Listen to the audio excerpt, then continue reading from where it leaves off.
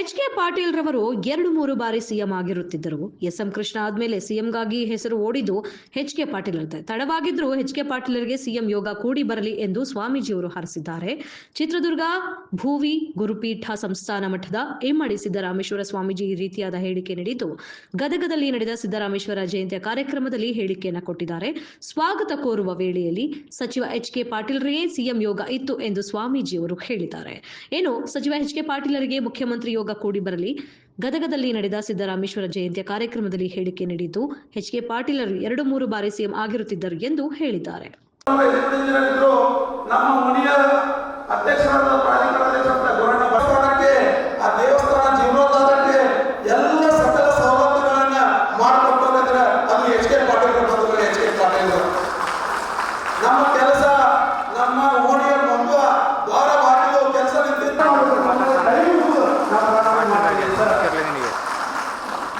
ಯಾಕಂದ್ರೆ ನಮಗೆ ಯಾವುದೋ ಏನೋ ಕೊಡಬೇಕಂದ್ರೆ ಶಿಕ್ಷಣ, ಆರೋಗ್ಯ ಇವು ಎರಡನ್ನ ನಾವು ಬೇಕಂತ ಸಂಕಲ್ಪ ಮಾಡಿ ಈ ಸಿದ್ದರಾಮೇಶ್ವರ ಜಯಂತಿ ಒಳಗೆ ನಾವು ಮನವಿ ಮಾಡಿದ್ವಿ.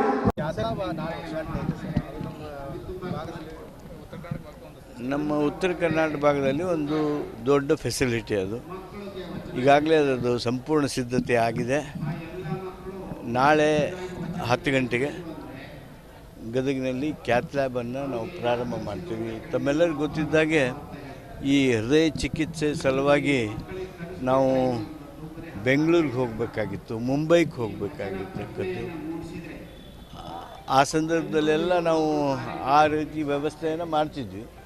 ಆದರೆ ಇವತ್ತು ನಮ್ಮ ಮೆಡಿಕಲ್ ಕಾಲೇಜ್ ಆಗಿರೋದ್ರಿಂದ ಇಲ್ಲೇ ಕ್ಯಾತ್ ಲ್ಯಾಬ್ ಮಾಡಿಕೊಂಡು ನಾವು ಸೂಕ್ತವಾಗಿರ್ತಕ್ಕಂಥ ವ್ಯವಸ್ಥೆಯನ್ನು ರೂಪುಗೊಳಿಸಿದ್ದೇವೆ. ನಾಳೆ ಕ್ಯಾತ್ ಲ್ಯಾಬ್ ಈ ಭಾಗದ ಜನರಿಗೆ ಅದು ಅನುಕೂಲ ಮಾಡೋದಕ್ಕೆ ಲೋಕಾರ್ಪಣೆ ಆಗ್ತಾಯಿದೆ. ಸಿದ್ದರಾಮಯ್ಯನವರು ಇವತ್ತು ಅವರ ಕಾರ್ಯಕ್ರಮಗಳನ್ನು ರದ್ದುಪಡಿಸಿದ್ದಾರೆ. ಮಂಡಿ ನೋವೇನೋ ಕಾಣಿಸ್ಕೊಂಡಿದೆ. ಅವ್ರಿಗೊಂದು ಲಿಗಮೆಂಟ್ ಟೇರ್ ಆಗಿತ್ತು ಹಿಂದಕ್ಕೆ. ಆ ಭಾಗದಲ್ಲಿ ಹೆಚ್ಚು ಪ್ರೆಷರ್ ಏನೋ ಬಿದ್ದಂತೆ ಒಳೆದಿರಬೇಕು. ಆದ್ದರಿಂದ ಅವ್ರಿಗೆ 2 ದಿವಸ ವಿಶ್ರಾಂತಿ ವೈದ್ಯರು ಹೇಳಿರೋ ಕಾರಣ 2 ದಿವಸ ಅವರು ಕಾರ್ಯಕ್ರಮವನ್ನು ರದ್ದುಗೊಳಿಸಿದ್ದಾರೆ. ಬಹುಬೇಗ ಅವರು ತಮ್ಮ ಕರ್ತವ್ಯದ ಮೇಲೆ ಮತ್ತೆ ಹಾಜರಾಗ್ತಾರೆ. ಕೇಂದ್ರದ ಬಜೆಟ್ಟು ನಮ್ಮ ಕರ್ನಾಟಕಕ್ಕೆ ತುಂಬ ನಿರಾಶೆಯನ್ನು ತಂದಿದೆ. ಒಂದು ಮಾತು ಕರ್ನಾಟಕದ್ದು ನೋಡಿ ಹೀಗಾಯಿತು ಹೀಗಾಗಿದೆ ಅಂತೇಳಿ ಹೇಳುವಂಥದ್ದು ಯಾವುದೂ ಇಲ್ಲ ಅನ್ನೋದನ್ನು ನೀವು ಎಲ್ಲರೂ ಒಪ್ತೀವಿ. ಇದು ಒಂದು ರೀತಿ ಬಿಹಾರದ ಚುನಾವಣಾ ಘೋಷಣಾ ಪತ್ರ ಆಗಿದೆ, ಮ್ಯಾನಿಫೆಸ್ಟೋ ಆಗಿದೆ.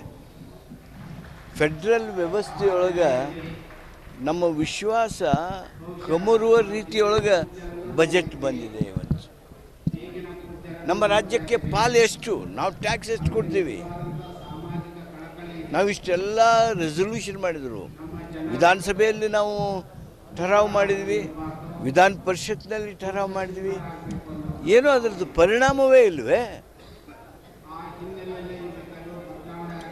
ಈ ದಕ್ಷಿಣ ಭಾರತದವ್ರಿಗೆ ಭಾರಿ ಅನ್ಯಾಯ ಮಾಡುವಂಥ ಬಜೆಟ್ ಇದಾಗಿದೆ. ಅಷ್ಟೇ ಅಲ್ಲ, ನಮ್ಮ ಕರ್ನಾಟಕಕ್ಕೆ ನಾವೆಲ್ಲ ನಿರೀಕ್ಷೆ ಮಾಡ್ತಾಯಿದ್ವಿ. ಭದ್ರಾಕ್ಕೆ 5,000 ಕೋಟಿ ರೂಪಾಯಿ ಕೊಟ್ಟಿದ್ದರು. ಈ ಸಲ ಮತ್ತೆ ಅದನ್ನ ಘೋಷಣೆ ಮಾಡಿ ಕೊಡ್ತಾರೆ ಅಂತ. ಅಲ್ಲಿ ಏನೂ ಬರಲಿಲ್ಲ. ಅಪ್ಪರ್ ಕೃಷ್ಣ ಪ್ರಾಜೆಕ್ಟನ್ನು ನಾವು ನ್ಯಾಷನಲ್ ಪ್ರಾಜೆಕ್ಟ್, ರಾಷ್ಟ್ರೀಯ ಯೋಜನೆಯನ್ನಾಗಿ ಮಾಡ್ತಾರೆ ಅನ್ನುವಂಥ ಮಾತು ಚುನಾವಣಾ ಸಂದರ್ಭದಲ್ಲಿ ಮಾತನಾಡಿದ್ದಾರಲ್ಲ BJPಯವರು. ಅದ್ರ ಬಗ್ಗೆ ಎಲ್ಲೂ ಪ್ರಸ್ತಾಪ ಆಗಲಿಲ್ಲ. ಈ ರೀತಿ ಅತ್ಯಂತ ನಿರಾಶೆ ತಂದಿರತಕ್ಕಂಥ ಒಂದು ಬಜೆಟ್ಟು ನಮ್ಮ ಕರ್ನಾಟಕದವರಿಗೆ ಒಂದು ರೀತಿ ಕರಾಳವಾಗಿರ್ತಕ್ಕಂಥದ್ದು. ಏನು ಈ ಕಿರುಸಾಲದ ವಸೂಲಿ ಕೆಲಸದೊಳಗೆ ಅಮಾನುಷವಾಗಿ ವಸೂಲಿ ಮಾಡ್ತಾ ಇದ್ದಾರೆ. ಸಾಲಗಾರರಿಗೆ ಭಾರಿ ಕಿರುಕುಳ ಕೊಡ್ತಾ ಇದ್ದಾರೆ. ಆ ಹಿನ್ನೆಲೆಯೊಳಗೆ ಆ ರೀತಿಯ ದೌರ್ಜನ್ಯಮಯವಾಗಿರ್ತಕ್ಕಂಥ ವಸೂಲಾತಿ ಆಗಬಾರ್ದು ಅಂಥೇಳಿ ಆ ಸಾಲಗಾರರಿಗೆ ಗೌರವಕ್ಕೆ ರಕ್ಷಣೆ ಕೊಡಬೇಕು ಅನ್ನುವಂಥ ದೃಷ್ಟಿಯಿಂದ ರಾಜ್ಯ ಸರ್ಕಾರ ಈಗಾಗಲೇ ಮಸೂದೆಯನ್ನು ಸಿದ್ಧಪಡಿಸಿದೆ, ಕಾನೂನನ್ನು ಮಾಡೋದನ್ನು ನಿರ್ಣಯಿಸಿದೆ. ಅದಕ್ಕಾಗಿ ಸುಗ್ರೀವಾಜ್ಞೆ ಮಾಡೋದರ ಸಲುವಾಗಿ ಸೂಕ್ತವಾಗಿರ್ತಕ್ಕಂಥ ಆ ಮಸೂದೆ ಪೂರ್ಣಗೊಂಡು ಈಗಾಗಲೇ ಸನ್ಮಾನ್ಯ ಮುಖ್ಯಮಂತ್ರಿಗಳಿಗೆ ಹೋಗಿದೆ. ಇನ್ನೇನು ರಾಜ್ಯ ಭವನಕ್ಕೆ ರಾಜ್ಯಪಾಲರ ಹತ್ರ ಬಹುಬೇಗ ಹೋಗಿ ತಲುಪಲಿದೆ. ನೋಡಿದೆ, ಅವರು ರಾಜೀನಾಮೆ ಕೊಟ್ಟಿದ್ದನ್ನು ಪತ್ರಿಕೆಯಲ್ಲಿ ನೋಡಿದೆ, ಟಿ ವಿಯಲ್ಲೂ ಕೇಳಿದೆ. ಮಾನ್ಯ ಮುಖ್ಯಮಂತ್ರಿಗಳು ಅದಕ್ಕೆ ಪ್ರತಿಕ್ರಿಯಿಸಿದ್ದಾರೆ. ನಾನು ಅವ್ರನ್ನ ಕರೆದು ಮಾತಾಡ್ತೀನಿ ಅಂತ ಹೇಳಿದ್ದಾರೆ. ಅದು ಮಾತಾಡ್ತಾರೆ, ಅವರವರು ಸ್ನೇಹಿತರು ಹೌದು. ಅದು ಬಹುಬೇಗ ಸಮಸ್ಯೆ ಏನಾದರೂ ಇದ್ದರೆ ಅದು ಬಗೆಹರಿತದೆ. ಗೊತ್ತಿಲ್ಲ ನನಗದು, ಅದ್ರ ಸಲ ಕೊಟ್ಟರೆ ಎದ್ರ ಸಲ ಕೊಟ್ಟರೆ ಗೊತ್ತಿಲ್ಲ.